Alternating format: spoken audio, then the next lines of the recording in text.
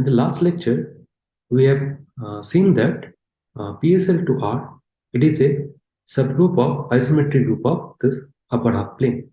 So using that, so we'll be proving that so geodesics in upper half plane with respect to hyperbolic metric. So they are the semicircles whose centers lie in real axis and the vertical lines. To prove that thing, we need Mobius transformations. So let us first go through the Mobius transformation. So let us first define what you mean by Mobius transformation.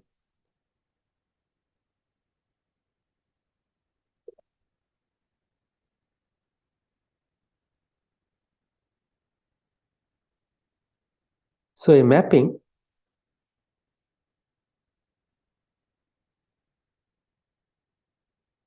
P from this complex number plane to complex number plane of the form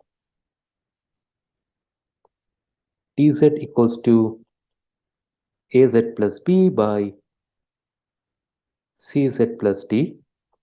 So where this a, b, c, d are my complex numbers and this AD minus BC is not equal to 0. So this mapping will be called a Mobius transformation.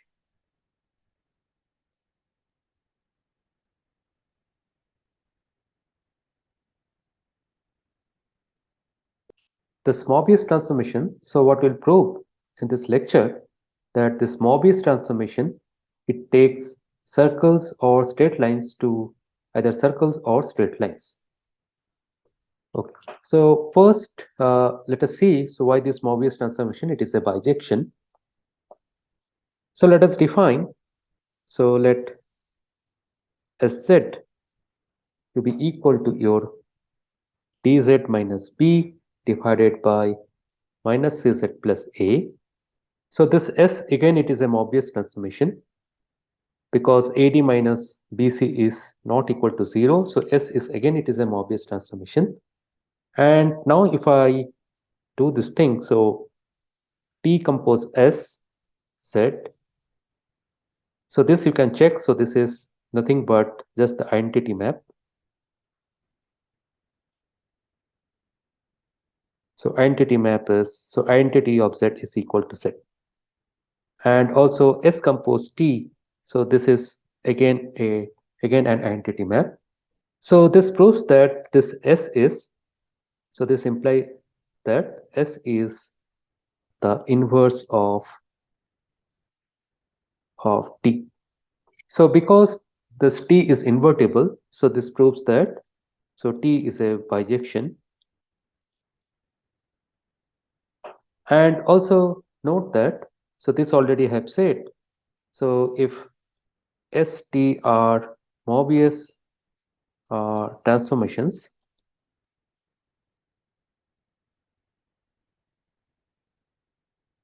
then S compose T is again a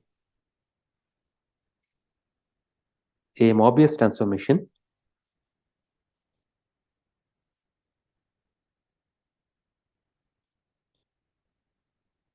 So this proves that the set of all Mobius transformations form a group under composition of maps.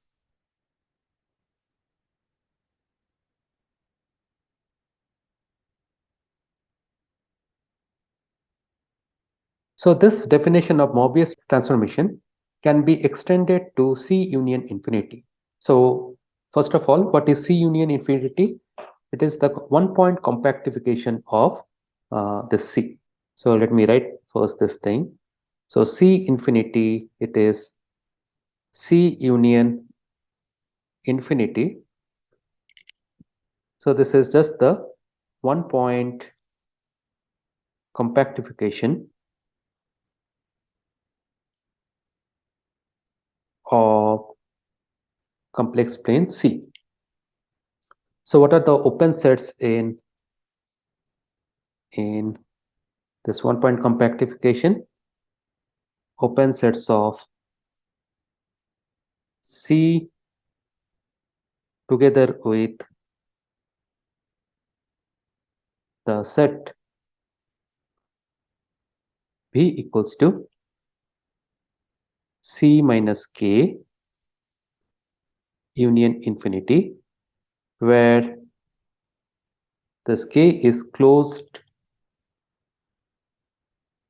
and compact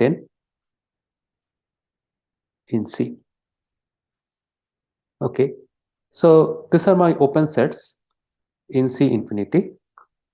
So one can extend the definition. So one can extend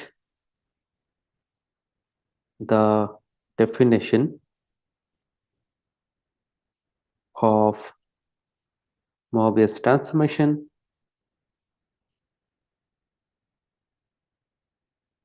to C infinity. So that is your C union infinity. So how do you define this? So Tz is equal to Az plus B by Cz plus D.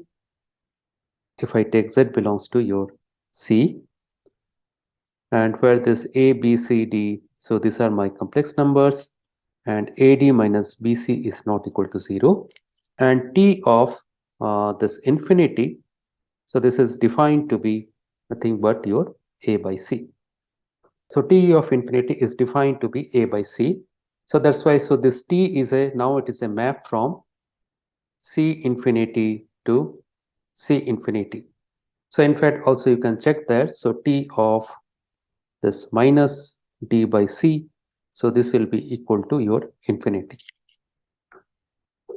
Okay. So now what are the examples of this Mobius transformation? So first of all, translation. So Tz equals to Z plus A. So this is a Mobius transformation. So A belongs to your C. Second is dilation. So T lambda Z is equal to your lambda Z, where this lambda is not equal to 0. Third, rotation.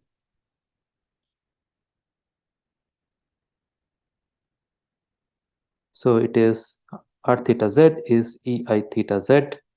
And the fourth is inversion. So Iz is equal to your 1 by Z.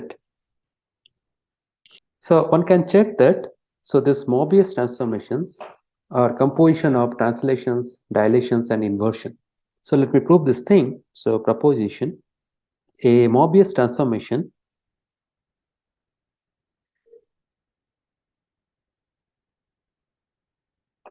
is the composition of translations,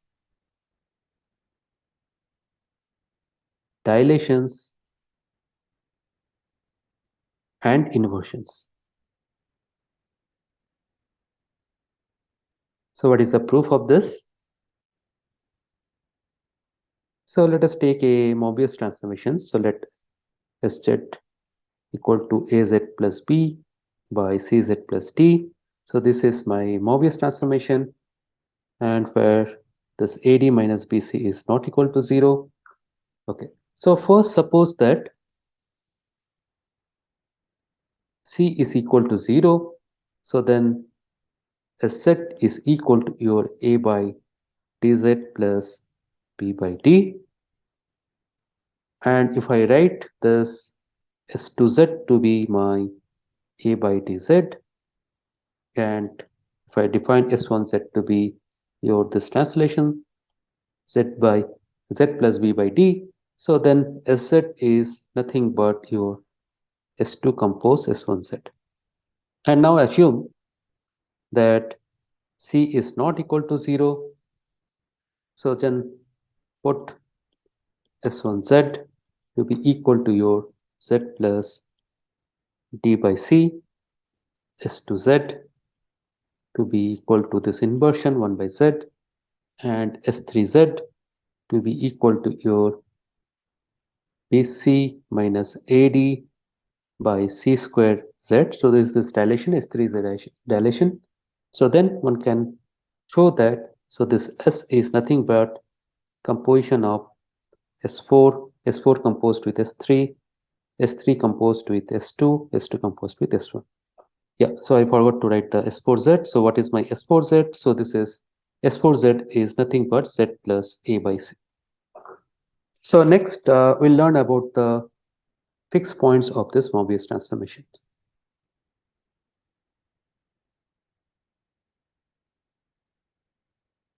So let S be a Mobius transformation.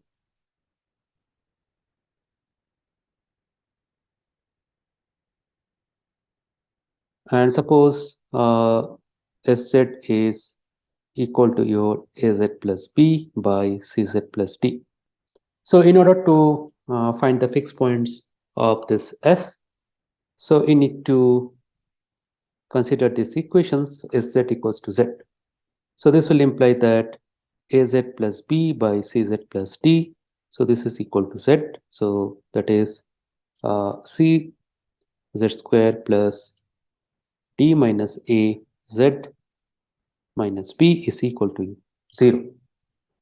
So this is a quadratic equation.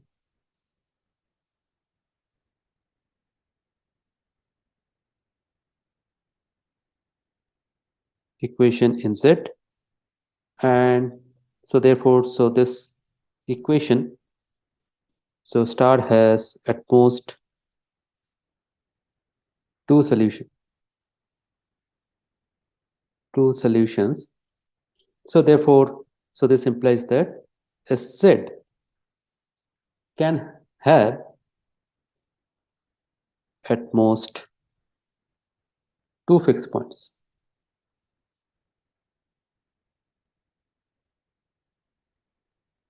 So next we'll see this thing.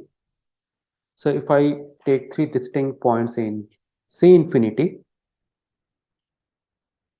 so let us take the C infinity. So let us take three distinct points. So let A, B, C be three distinct points in C infinity. And suppose S is a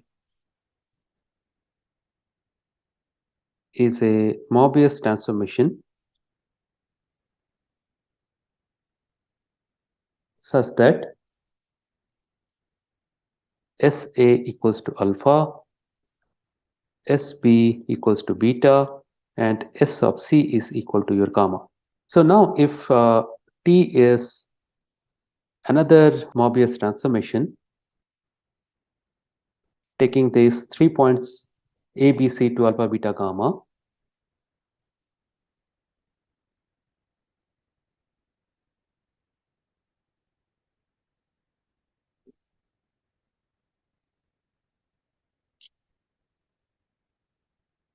so this will imply that, so then, so this T inverse compose S, so it fixes A,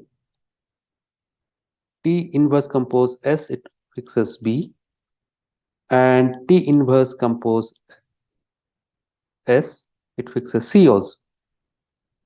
So T inverse compose S, it is again a Mobius transformation. It fixes 3 points. So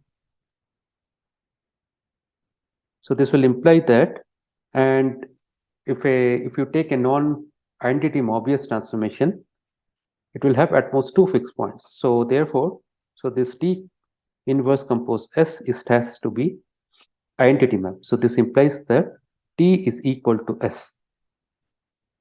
So the action of this Mobius transformation on these three distinct points, so it determines that Mobius transformation uniquely. Okay. So here in the previous thing, so let S be a Mobius transformation, and we'll also assume S to be not equal to identity.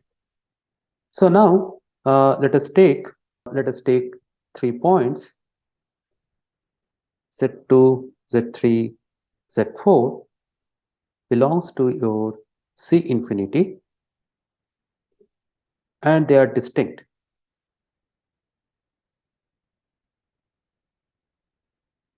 So then define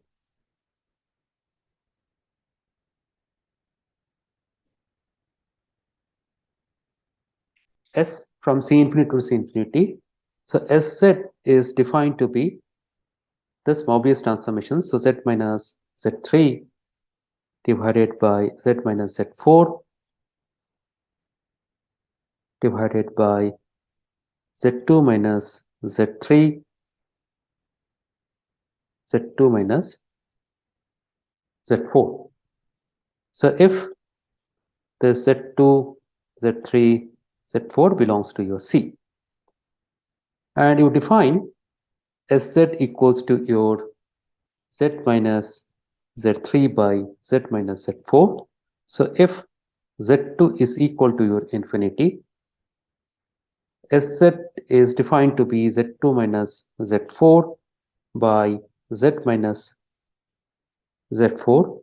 So if Z3 is equal to your infinity, and this is equal to Z minus Z3 divided by Z2 minus Z3.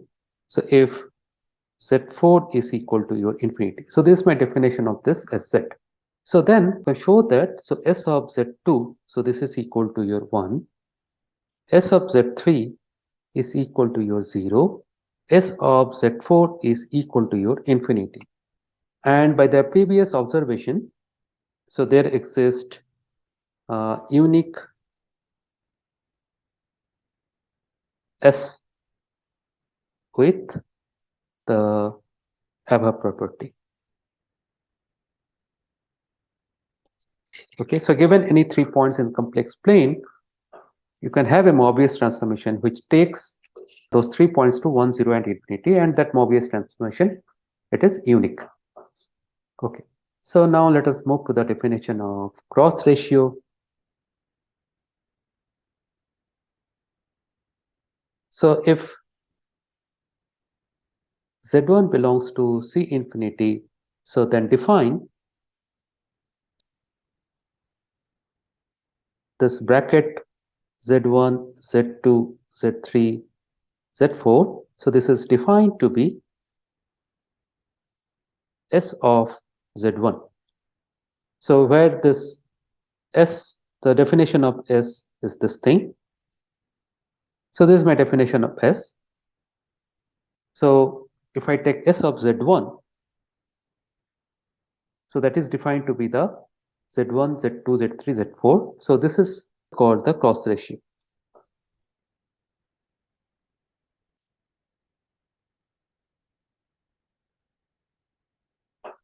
So if you put Z1 in this definition of S, so S of Z1, it is just the cross ratio. That is defined to be the cross ratio, and it is denoted by bracket Z1, Z2, Z3, Z4. So next proposition is Mobius transformation preserves the cross ratio. Mobius transformations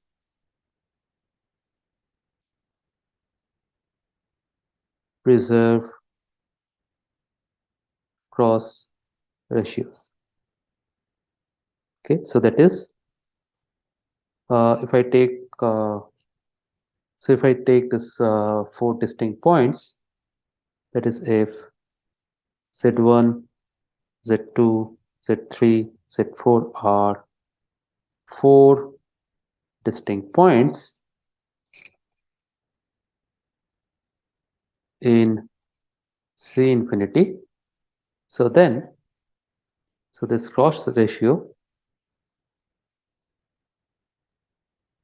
so this is equal to T of Z1, T of Z2, T of Z3, T of Z4. So these 2 cross ratios are same. So what is the proof of this? So let S set equals to this cross ratio. So Z, Z2, Z3, Z4. So then the cross ratios are preserved for any Mobius transformation.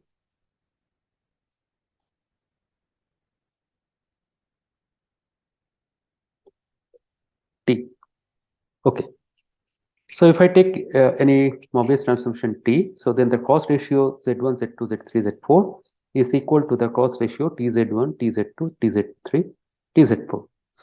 So now how to prove this thing? So let us take this Mobius transformation as Z, which is just the cross ratio Z, Z2, Z3, Z4. And now what you do, so let M is equal to S compose T inverse. So M is again a Mobius transformation, and M of TZ2. So this is nothing but, so this is equal to your 1. So this is, yeah, so this you can do in the following way. So S compose T inverse of your TZ2. So if I apply this, so S of Z2, so this is basically S of Z2. So yeah, so S of Z2, so this is equal to your 1. So similarly, M of TZ3, because S of Z3 is your 0, so this will be equal to 0. And M of TZ4, so because S of Z4 is infinity, so this will be equal to your infinity. So therefore we have this thing. So this will imply that, so M of Z, so this will be equal to your Z comma TZ2, T of Z3, comma T of Z4. So M takes this TZ2 to your 1, M takes TZ3 to equal to 0, and M takes TZ4 is equal to infinity. So therefore, by this previous thing, there M will be of this form. So M will be of this form here. So which is basically, so M will be of this form here. So you replace Z1 by Z, Z2 by TZ2, Z3 by TZ3, and Z4 by TZ4. So this is my, this M. And now, so again, so M is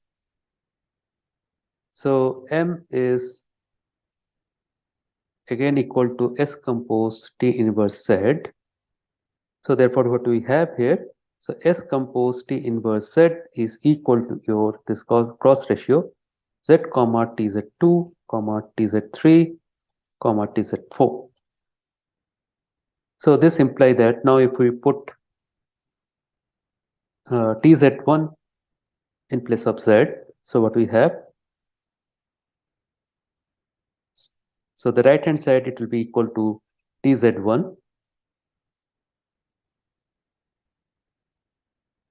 then TZ2, then T of Z3, and then T of Z4, and the left hand side is equal to SZ1, so which is nothing but the cross ratio Z1, Z2, Z3, Z4. So this will be equal to T of Z1, TZ2, TZ3, TZ4. So this proves the proposition. And next thing is very crucial. So what will prove that, so if the cross ratio, if it is a real number, so then this 4 points corresponding to the cross ratio, it lies either on a circle or a line. And the converse is also true. So let me write this thing first. So proposition. So let Z1, Z2, Z3, Z4 be 4 distinct points in C infinity. So then, so the cross ratio is a real number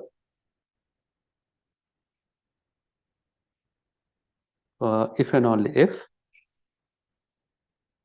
so these 4 points Z1, Z2, Z3, Z4 lie on a circle or straight line.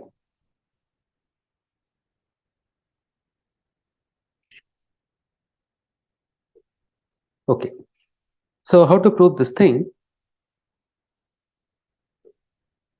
So again, let us take, so let Sz to be equal to your this Mobius transformation.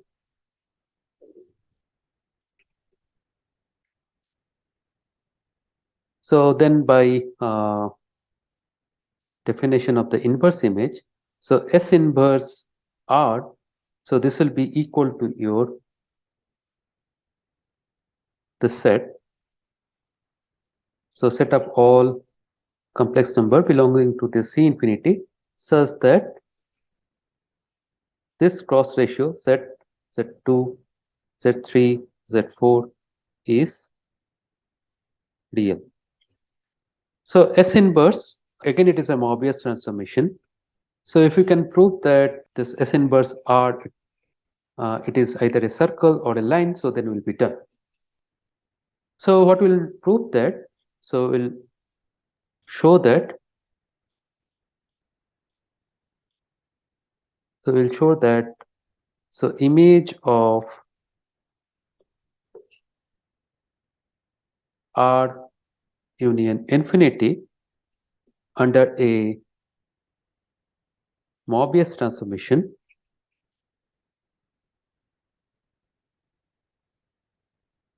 is a circle or a line. So if we can show this thing, so then we are done.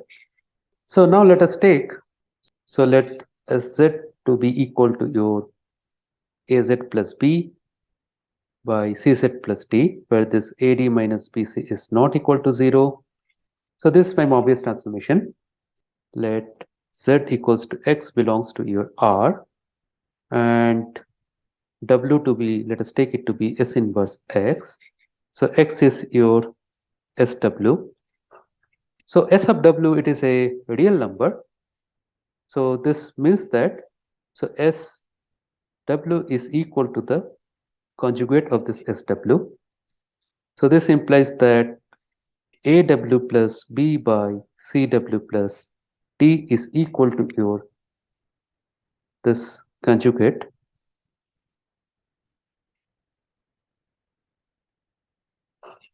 So by cross multiplying, so what we'll get?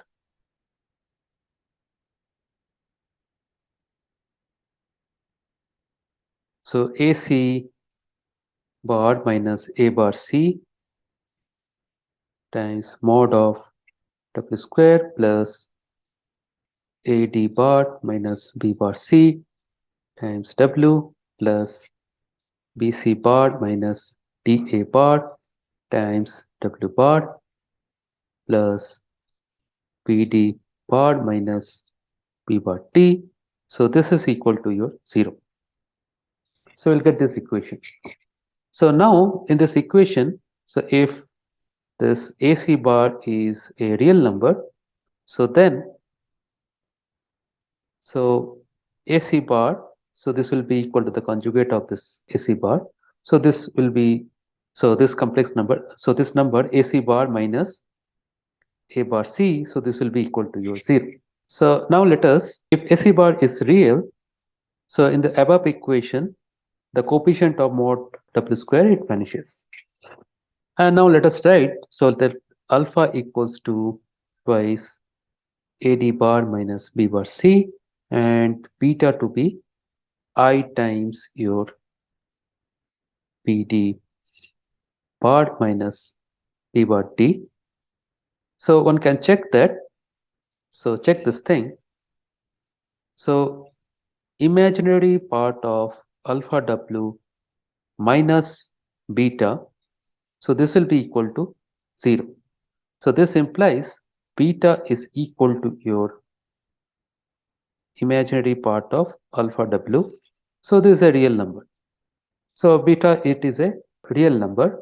So again, this will imply that this imaginary part of this alpha w minus beta, so this is equals to 0. Beta is real. Okay, so now let us write, so this w to be equals to capital X plus I capital Y, and alpha to be equal to your alpha 1 plus I alpha 2. So then what is my imaginary part of this alpha w? So this will be equal to your alpha 2x plus alpha 1 y, and we know that imaginary part of alpha w minus beta is equal to 0. So beta is real number. So we have this equation alpha 2x plus alpha 1 y minus beta is equal to 0. So this is an equation of straight line. We are done if AC bar is real. Now suppose, so now next, if AC bar is not real, so then the equation star becomes of the form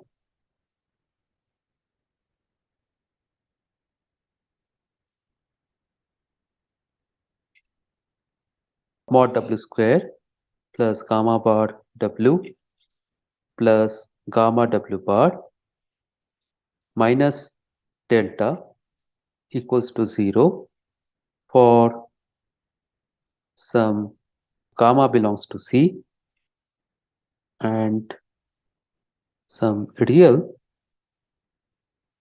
delta. So delta, it will be a real number, so that is obvious, because so this middle term, so if I take this middle term, suppose it is equal to P, so P is equal to your P bar. Okay, so the middle term, so this will be your real. So this will imply that delta equals to mod of w square plus a real number, and mod of w, it is a real number, so delta will be a real. Okay, and now again, so if I put, so w to be equal to your x plus I y, so the above equation, so what we'll get to be x square plus y square plus 2 gamma 1 x plus 2 gamma 2 y minus delta is equal to 0, where this gamma is equal to gamma 1 plus gamma I2 is an equation of circle. Okay, so we have proved the proposition that if I take any 4 distinct points, and if their cross ratio z1, z2, z3, z4, if it's a real number, then this 4 points, it lie in a circle or a straight line, and also the converse is also true. Okay, so the next proposition is also very important. So it says that a Mobius transformation, it takes circles to either a straight line or circle. Or if you take a straight line, the image of that thing under a Mobius transformation, it will be either a circle or a straight line. So let me write this as a theorem. So a Mobius transformation takes circles and straight lines to circles or straight lines. So what is the proof of this? So let gamma be any circle or a straight line. So let us take 3 distinct points. So let Z2, Z3, Z4 belongs to your this gamma. and they are distinct. Now put Wj to be equal to your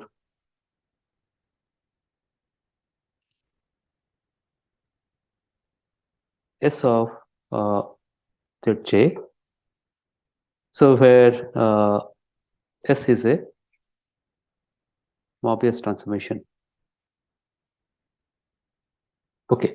So again, so this Wj's, so these are my distinct points because S it is a bijection. So we have 3 points, 3 distinct points. So then these 3 distinct points, so from these 3 distinct points, if it is collinear, so then there exists a straight line passing through these 3 distinct points. If it is not collinear, so there exists a unique circle passing through these 3 distinct points, W2, W3, W4. So Wj lies on a unique circle or a unique straight line, and let us call it to be gamma prime. So let gamma prime be the circle or straight line where this all these 3 points Wj, W1, W2, W3, W4 lies. So now the claim is, so S of gamma is equal to your gamma prime. So we know that this Mobius transformation, it preserves the cross ratio. So if I take this cross ratio Z, Z2, Z3, Z4, so this will be equal to your SZ, SZ2, SZ3, SZ4, and this will be equal to your S of Z, comma W2, W3, W4. So if Z belongs to your gamma, so the left hand side of the above equation, so this is a real number, is a real number. So by the above equation, so this will imply that Sz, W2, W3, W4, so again it is a real number. So again by the previous proposition, so this tells that, so this Sz, W2, W3, W4, it lies on a circle or a straight line, and because there is a unique circle or a straight line passing through this W2, W3, W4, so this implies that, so Sz belongs to your gamma prime. So therefore we have proved that, so S of gamma is equal to your gamma prime. So we are done. So in the next class, we'll be proving that this Mobius transformations are conformal, means that it preserves angles, and then we'll move to the geodesics of the upper half plane. So I'll stop here.